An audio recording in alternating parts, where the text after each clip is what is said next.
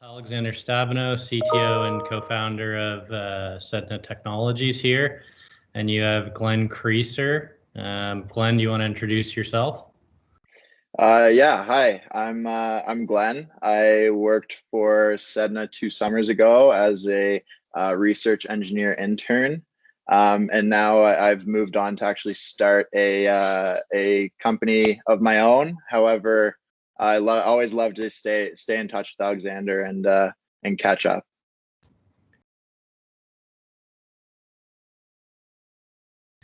Yeah. So what were some of your main takeaways from working with us at Sedna?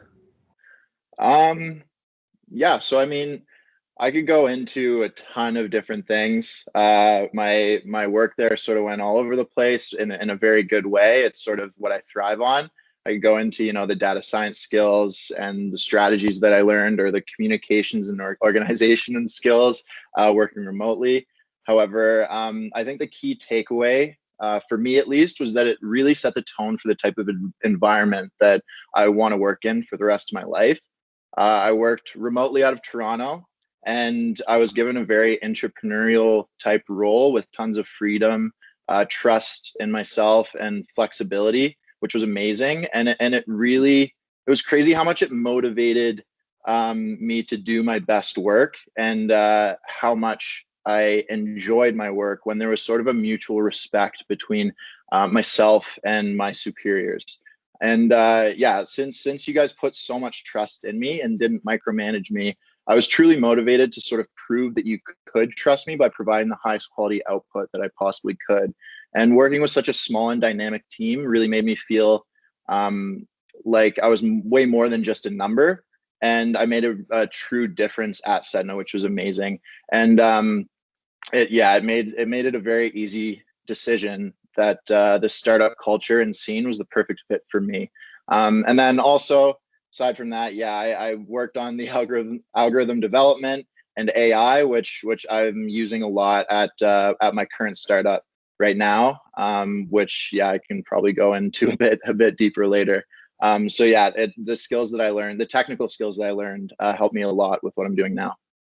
Okay, awesome. Yeah, no, we appreciate all your time at Sedna, and definitely have that mutual respect for the work that you did, and it's definitely gave us a lot of takeaways and learnings, as well as how we wanna continue to grow the company and give our team members and employees, and even outside consultants that we work with, that kind of empowerment and liberty to work at their own pace and freedom. So what did you work on while you were at Sedna? Yeah, so I'm an applied math and robotics engineer. I worked at Sedna as a research engineer. So I worked on data collection, management, and analysis. And sort of my main focus was to develop an algorithm that scraped the internet for live data and made a prediction on whether or not the dock price of lobster would be increasing or decreasing within the near future. So that sort of it analyzed things from weather patterns, foreign exchange rates, gas prices, and even some crazier things like whether or not there was a full moon. So it was really cool, really interesting, and yeah, it was a great experience. Yeah, it was an interesting project, and I remember there was even some social media sentiment analysis in there on lobster, so we could tell on any given day if people were speaking positively or negatively about lobster. So, oh, cool stuff. What are you working on now? What are you up to? Yeah, so my startup now, it's called Afino. Since I graduated, I decided sort of after my role at Sedna that it was kind of something I wanted to try out on my own. I teamed up with a couple of my buddies that I graduated with straight out of university, two other engineers who are the computer engineers that sort of focus on the technical side of things, and then a graduate from the Queen's Commerce program. I forgot to mention I went to Queen's University. So yeah, we graduated during the pandemic. So we figured that we wanted to help as much in the remote workspace as possible, because we all have experience working remotely, and we all have sort of startup experience as well. So we figured that would be sort of our strong suit, and it's a great space to be into to help out as much as possible, especially during the pandemic when everybody's shifted to remote work in a very unprecedented manner. So what Afino is a remote workplace community platform that combats the isolation that remote working employees face. We've built in games, activities, and things of that nature that are meant for team building and facilitating informal socialization between coworkers. We also have some live virtual events that people can do with their teams, like yoga, mindfulness, or a mixology class, and tons of different things like that. Yeah, so like I said, part of my role is algorithm development for learning about what teams like and dislike to make the best suggestions possible for what managers should be doing with their teams in order to improve the remote work experience for everybody in their team. And aside from that, I'm also the head of growth and partnerships. So I work a lot in sales and marketing as well, which I was super prepared for coming out of Sedna, because at Sedna, you were sort of allowed and invited to wear multiple hats whenever you could, which was fantastic. So I was very well equipped for the sort of roles that I'm taking on right now. Awesome. Yeah, that's definitely what sets, various startups apart, is those founders that can wear many hats and thrive in and excel in many different roles. So that's good to hear. And yeah, I mean, we've been using Afino now for a few months, and it's really helpful for our team, since I have employees who haven't even been to our office because we're working remote.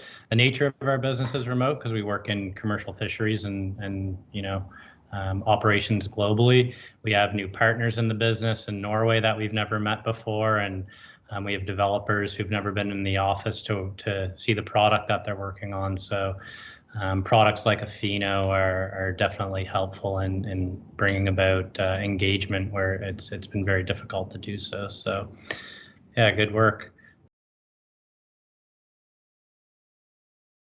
So what are the next steps for Afino? It seems like you guys have some decent traction. You've got some customers on board. What are the next steps? Yeah, so yeah, like you said, at the moment, traction is really picking up. Even just we're a couple days into February, but February has sort of been a whirlwind for us. It's been great. Yeah, so we're onboarding some really exciting companies of all different shapes and sizes, some of which are some very well-known Canadian brands, which is really exciting. And we have a ton of new features coming up on the horizon, which is also great. We're really looking forward to those being launched. And yeah, so from there, we're planning on beginning a funding round within the next few months, so we can sort of scale out our development capacity and broaden our reach a little bit and widen our scope a little, which is really exciting. And then another thing would be our lease for our office is up at the end of March. So we'll be relocating somewhere soon. I'm not sure if that'll be relocating to 100% remote work, which we're obviously well equipped for. But yeah, we might be relocating somewhere very soon. So that's also very exciting.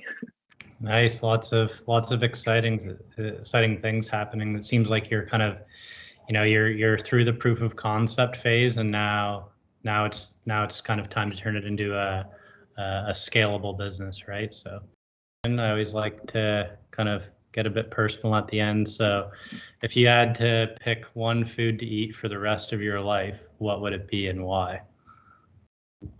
I was asked this question. I don't even remember why I was asked this question not too long ago. And I'd have to say pizza. I know it sounds really unhealthy, but it's like you can make a good, healthy pizza. And I'd say just because of the versatility, you can do so much with it. And so yeah, and it's also one of my favorite foods. So easy answer.